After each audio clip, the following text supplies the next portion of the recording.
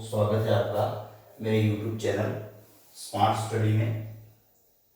कक्षा 10 NCERT हिंदी माध्यम विज्ञान में अपन पढ़ रहे हैं अम्ल क्षार और लवण लेसन नंबर 2, जिसमें अपन ने अम्ल क्षार के गुण, अम्ल क्षार की क्रियाएं किसके साथ कैसी होती हैं, जलीय विलयन में वो क्या देते हैं, इस तरह की बातें अपन पढ़ चुके हैं। अब यहाँ पर प्रबलता के बारे में पढ़ेंगे।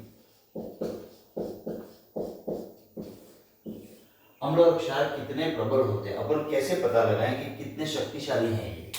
अब आप किसी की शक्ति का मापन कैसे कर सकते हैं, उसके पास किसी व्यक्ति की शक्ति का मापन कैसे कर सकते हैं? या तो उसके पास ज्ञान ज्यादा हो, या उसके पास पैसा ज्यादा हो, या उसके पास लोगों का सहयोग ज्यादा हो।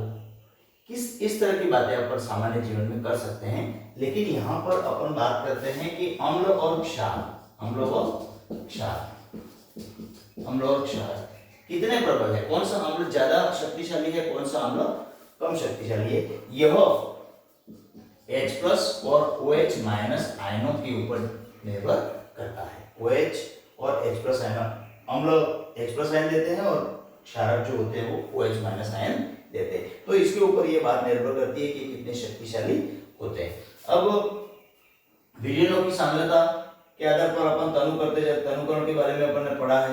अब अपन कैसे पता लगाए कि ये कैसे शक्तिशाली है, कितने प्रबल हैं, कितने दुर्बल हैं, इसका पता लगाने के लिए कई प्रकार के सूचकों का उपयोग किया जाता है।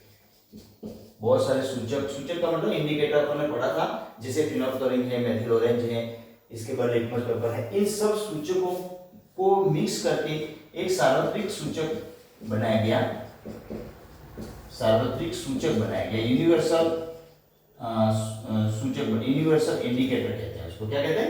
Universal indicator. उससे अपन पता लगा सकते हैं कि भाई कौन सा अम्ल कितना प्रबल है और कौन सा क्षार कितना प्रबल है। यानी कि सार्वत्रिक सूचक किसी विलयन में हाइड्रोजन आयन की विभिन्न सांद्रता के लिए विभिन्न रंगों का प्रदर्शन करते हैं। हाइड्रोजन आयन की कितनी सांद्रता है, अब यहाँ पर देखिए हाइड्रोजन आयनों की सांद्रता यहाँ कितनी है, यहाँ हाइड्रोजन आयनों की सांद्रता कितनी है, उसके आधार पर अपन कह सकते हैं। और उसके लिए एक स्केल का निर्माण किया गया जिसको अपन कहते हैं pH स्केल। ये मोस्ट इंपोर्टेंट थिंग है, आपको ये ध्यान रखना है कि pH स्केल क्या होता है, क्या मापने आता है। जैसे अपन किसी रेखा की लंबाई को मापने के लिए अपन अपने जो मीटर स्केल होता है उसका उपयोग करते हैं नहीं करते। इसके बाद स्केल का मतलब मापना का मतलब जैसे किसी व्यक्ति के भार का, किसी व्यक्ति के वजन का अनुमान किससे होगा? भार मापने से। किलोग्राम है, कितने किलोग्राम, 10, 20, 30, 40। इसी तरह से अपन अम्लों और क्षारकों की प्रबलता या यह कितने शक्तिशाली है उसको मापने के लिए pH स्केल का उपयोग करते हैं। ये याद रखना है, ठीक है, वो मोस्ट इंपोर्टेंट। और pH स्केल में P जो है वो पुंसांश संकेत के रूप में प्रस्तुत होता है, पुंसांश संकेत के रूप में इसका उपयोग किया जाता है। और यह जर्मन भाषा का शब्द है। किसका शब्द है? जर्मन भाषा का शब्द है, जिसका अर्थ होता है शून्य, जिसका अर्थ होता है शक्ति से इसका प्रदर्शन करते हैं। पी का मतलब पावर, पी का मतलब पावर, इसको शक्ति से प्रदर्शित करते हैं। और यह जर्मन भाषा का शब्द है। और ये pH स्केल का उपयोग किसी भी अम्ल और क्षारकों की प्रबलता को मापने के लिए किया जाता है। अब एक बार और बता देता हूं आपको, इसमें pH में P जो है उसका अर्थ पुंसांश होता है। और ये जर्मन भाषा का शब्द है जिसका अर्थ होता है पावर या शक्ति मापने के लिए pH का उपयोग किया जाता है। अब यहाँ पर कोई गया, आपको pH किसे कहते हैं, ठीक है, pH की परिभाषा बताइए, डेफिनेशन बताइए pH की। तो किसी विलयन में उपस्थित हाइड्रोजन आयनों की सांद्रता ज्ञात करने के लिए pH का उपयोग किया जाता है। तो pH का मतलब क्या होता है? किसी विलयन में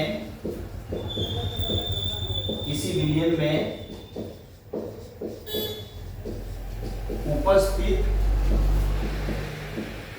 हाइड्रोजन आयनों की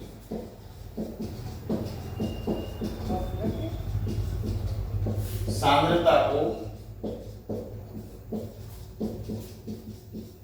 pH है।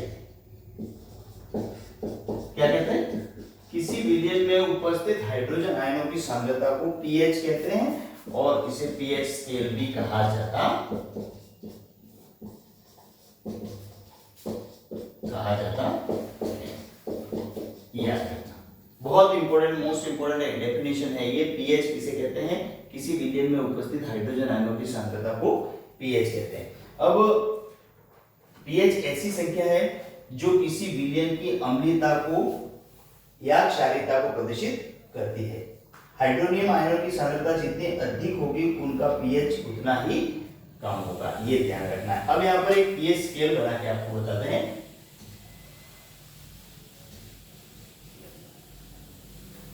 अब पीएच स्केल को ध्यान में रखने के लिए आपके दिमाग में ये होना चाहिए कि जैसे ये एक स्केल है जिसमें यहां पर 7 मान है, इसको उदासीन माना गया है। 6, 5, 4, 3, 2 और 1, 2 और 1। यहां फिर आगे आएगा 8, 9, 10, 11, 12, 13 और 14। ठीक है। जैसे जैसे हम 7 से आगे जाएंगे क्षारीयता बढ़ती है, ये पीएच है। और जैसे जैसे अपन 7 से अंदर की ओर आएंगे अम्लीयता बढ़ती है। समझो आप, 7 जो है वो उदासीन बिंदु है, ये न तो क्षार है न अम्ल है, इस तरह से कह सकते हैं आप पीएच, है ना, पीएच। अगर 7 से अधिक पीएच का मान जा रहा है, इसका मतलब वो विलयन कैसा है? ज्यादा क्षारीयता की ओर जा रहा है। और अगर 7 से कम पीएच का मान जा रहा है, इसका मतलब वो विलयन ज्यादा अम्लीयता की ओर जा रहा है। ये बात आपको ध्यान में रखनी है। अब यहां पर एक और बात ध्यान रखनी है कि यहां पर OH माइनस आयन बढ़ रहे हैं, OH माइनस आयन की सांद्रता में कमी आ रही है, सॉरी, और इधर जाने पर H प्लस आयन की वृद्धि हो रही है।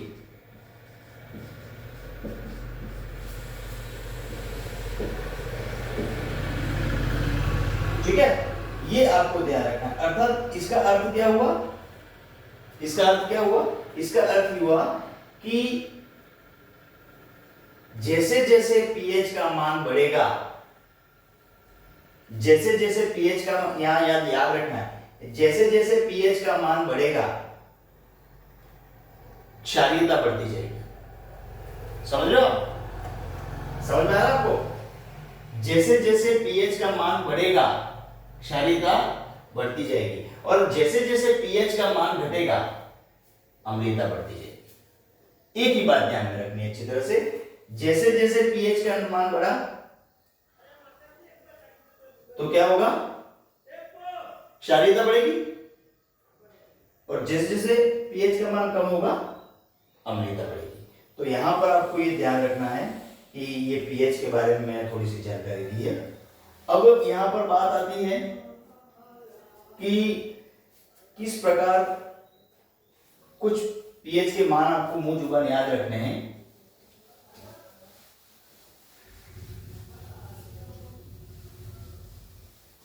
जैसे कि जठर रस, नींबू का रस,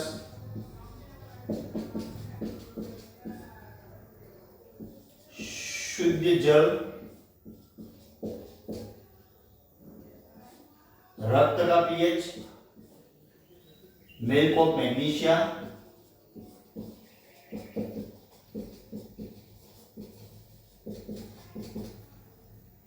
सोडियम हाइड्रोक्साइड,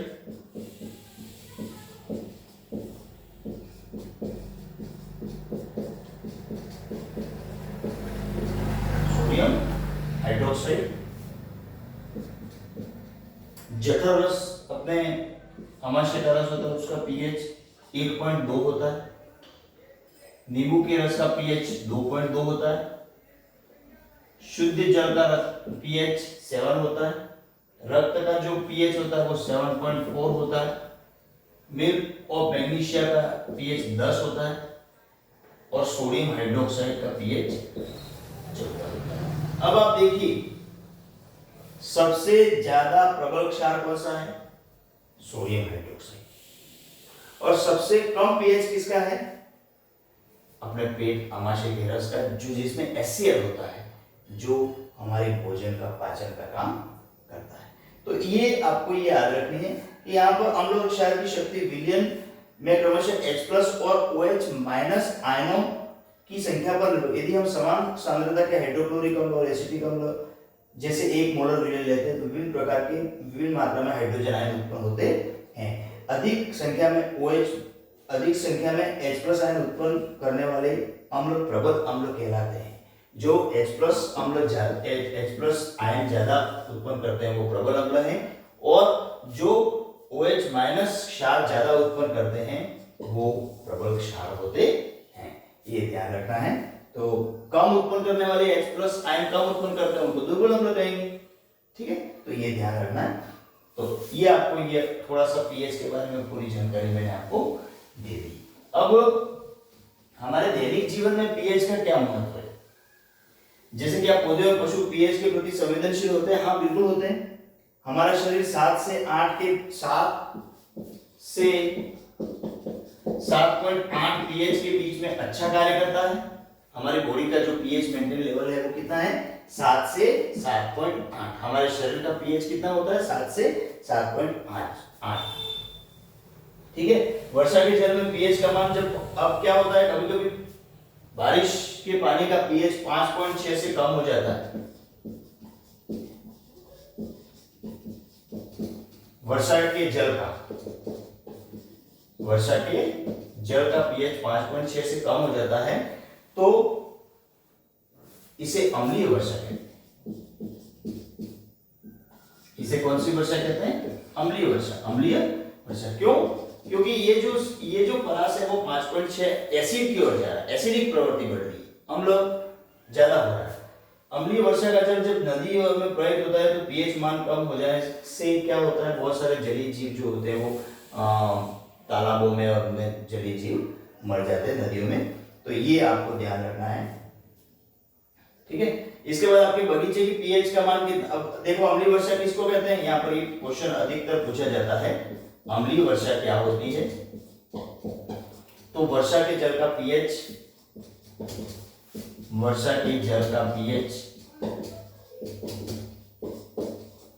5.6 से कम हो जाता है।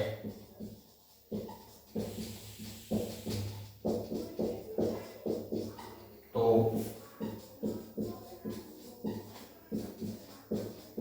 अम्लीय वर्षा कहलाती है।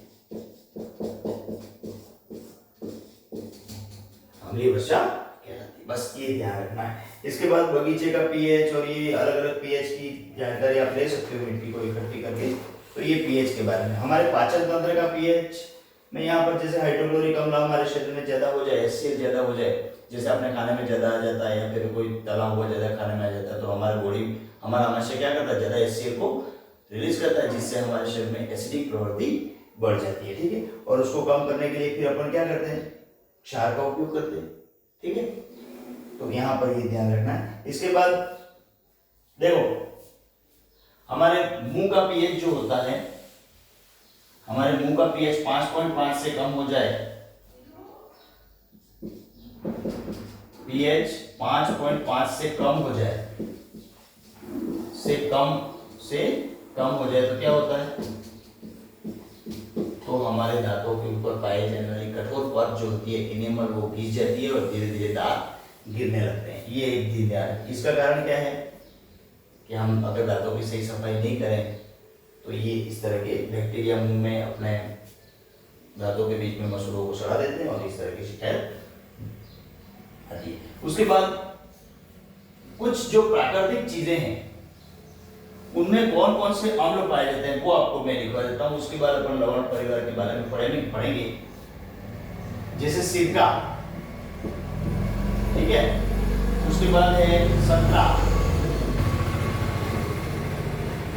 इमली, टमाटर,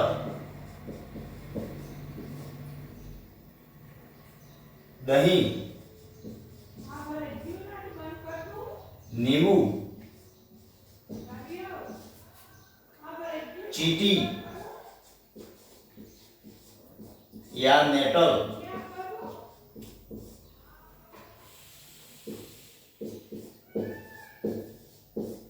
का डंक। ये इतने जो पदार्थ होते हैं उसमें कौन कौन से अम्ल पाए? तो सिरके में एसिटिक अम्ल होता है, याद रखना है आपको। सिरके में कौन सा अम्ल होता है? एसिटिक अम्ल। संतरे में सिट्रिक अम्ल होता है, ठीक है। इमली में टार्टारिक अम्ल होता है,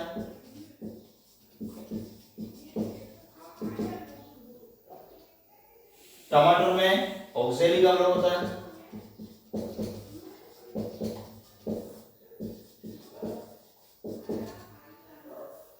खट्टे दही में लैक्टिक अम्ल होता है और दूध में भी लैक्टिक अम्ल होता है।